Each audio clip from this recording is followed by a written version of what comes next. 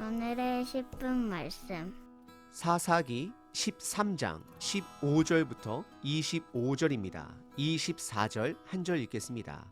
그 여인이 아들을 낳음에 그의 이름을 삼손이라 하니라. 그 아이가 자라매 여호와께서 그에게 복을 주더니. 사사기 13장 전반부에서는 하나님의 은혜에 대해 살펴봤습니다.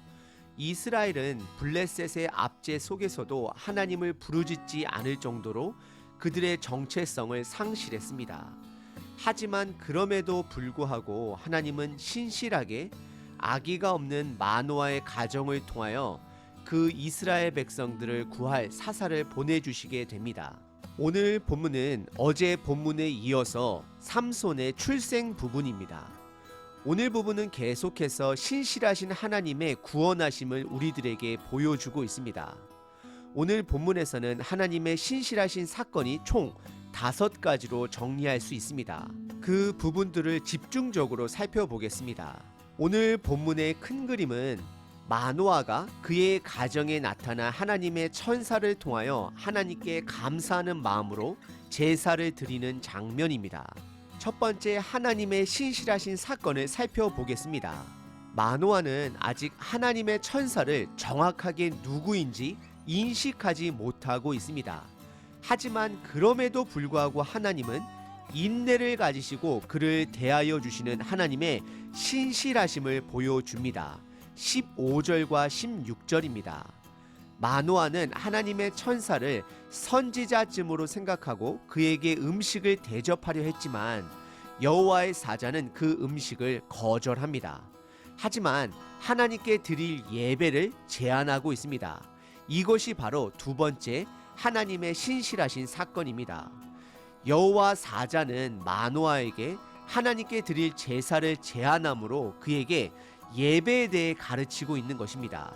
16절입니다. 여호와의 사자가 마노아에게 이르되 내가 비록 나를 머물게 하나 내가 내 음식을 먹지 아니하리라. 번제를 준비하려거든 마땅히 여호와께 드릴지니라 하니 이는 그가 여호와의 사자인 줄을 마노아가 알지 못함이더라 라고 말씀하고 있습니다. 다시 말씀드리면 하나님은 예배를 통하여 하나님을 알아갈 수 있도록 그를 인도하고 있고 가르치시고 있는 것입니다. 그리고 세 번째 하나님의 신실하신 사건은 본인의 이름을 묻는 마노아에게 신실하게 그가 이해할 수 있을 만큼 그의 존재를 드러내십니다. 17절과 18절에 마노아는 여호와의 사자에게 이름을 묻게 됩니다. 하지만 여호와의 사자는 어찌 그의 이름을 묻는지 그에게 되려 반문하며 그를 보내신 하나님의 이름을 기묘자라 표현하고 있습니다. 하나님은 기묘자이십니다.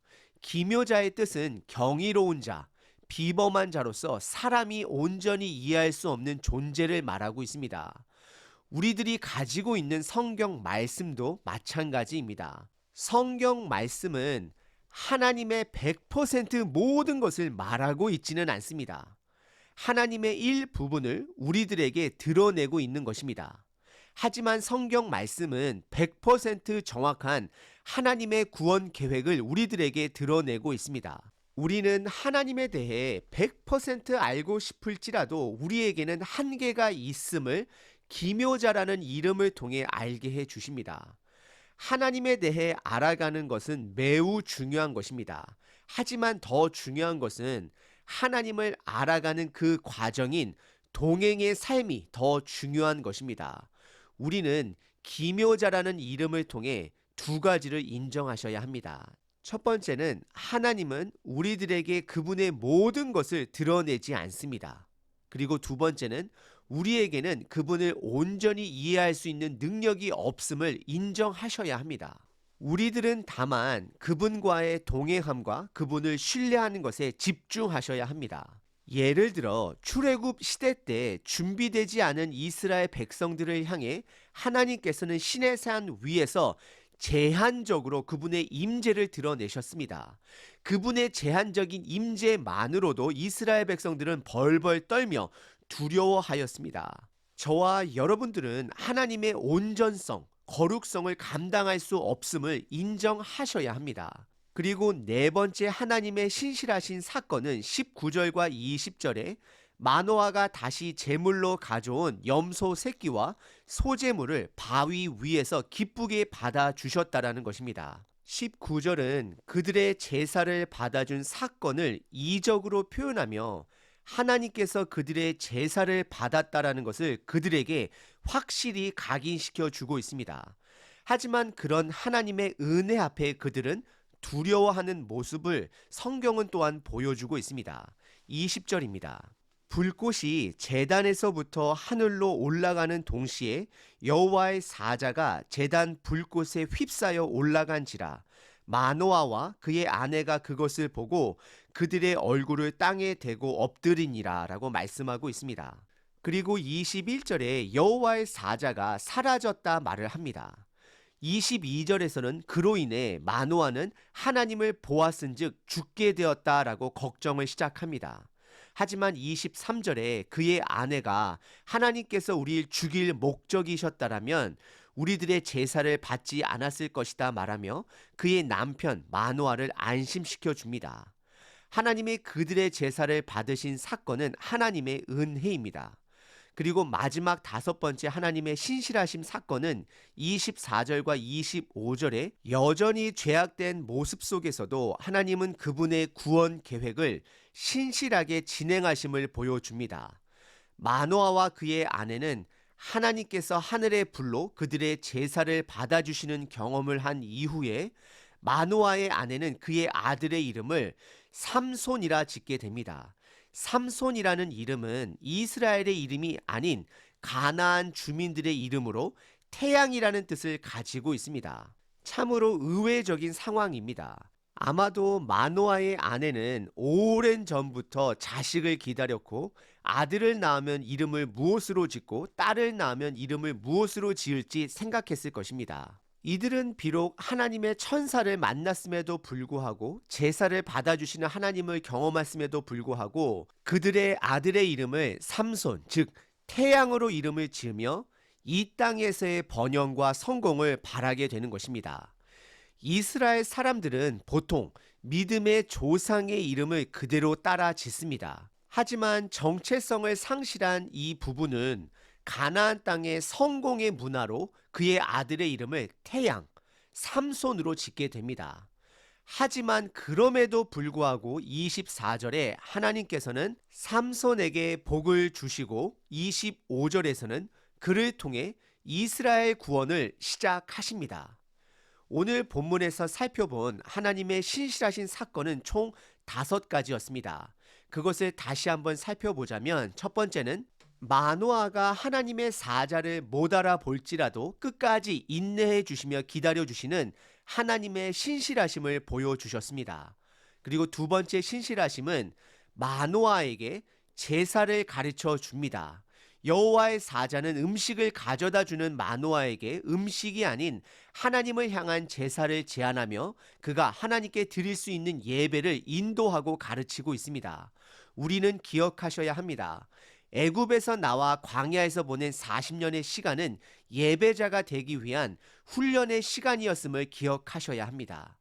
오늘 본문에서 마노아가 드린 예배는 제사는 아마도 그의 생애 첫 번째 예배였지 않았을까 생각이 됩니다. 그리고 세 번째 하나님의 신실하심은 하나님의 이름을 묻는 그에게 최선을 다해 기묘자라 답을 해주십니다. 비록 그가 하나님을 이해할 수 없다 할지라도 그 이해할 수 없는 사실을 기묘자라 표현하며 신실하게 그에게 반응해 주십니다. 그리고 네 번째 하나님의 신실하심은 그가 가지고 온 그의 제사를 하늘의 불로 받아 주십니다. 즉 하나님의 임재를 드러내 주시고 있습니다. 그리고 마지막 다섯 번째 하나님의 신실하심은 그들이 여전히 세상적 가치관 속에서 그의 아들을 세상적인 성공의 이름 태양, 즉 삼손이라 이름을 짓지만 하나님은 신실하게 삼손을 축복해 주시고 그를 통해 이스라엘의 구원을 시작하고 계십니다. 우리는 여기서 중요한 사실 한 가지를 반드시 기억하셔야 합니다. 하나님께서 한없이 부어주시는 은혜의 목적은 하나님과 동행할 수 있도록 하게 하려 하는 은혜인 것입니다. 다시 말씀드립니다. 하나님이 부어주시는 은혜의 목적은 그분과 동행할 수 있도록 하게 하기 위한 은혜라는 것을 여러분들은 반드시 기억하셔야 합니다. 우리들은 그분의 은혜를 남용할 수도 없습니다. 우리는 그분의 은혜에 합당하게 반응하셔야 합니다. 13장은 하나님의 은혜와 그분의 신실하심으로 가득 차 있는 장입니다. 하지만 앞으로 14장부터 드러나는 삼손의 삶은 하나님의 은혜에 반응하는 자의 모습이 아닌 본인의 욕심대로 살아가는 그의 죄악된 삶을 보여줍니다. 나실인으로 지켜야 할 것들을 지키지 않고 이스라엘을 구하는 데는 1도 관심도 없고 적군 블레셋을 쫓아내는 대신 여자를 쫓아다니고 자기 민족을 압제해서 구하는 자가 아닌 개인의 불만을 복수로 갚는 자의 모습을 보여주고 있습니다.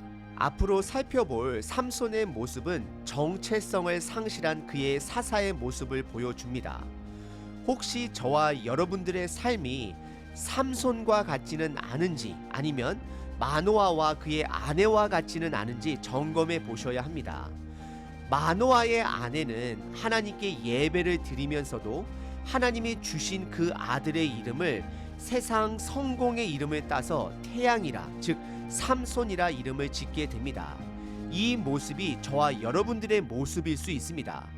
부모로서 내 자녀에게 하나님을 통해 이 땅에 성공하는 법을 가르치고 있지는 않은지, 하나님의 소명보다는 나의 욕망과 나의 고민 속에 살아가고 있지는 않은지 돌아보셔야 합니다. 오늘 하루 하나님께서 그동안 나에게 베푸신 그분의 은혜를 다시 한번 기억하시며 오늘 하루는 내 뜻이 아닌 하나님의 뜻으로, 즉 하나님이 나에게 주신 소명대로 살아내시는 하루 되시길 바랍니다.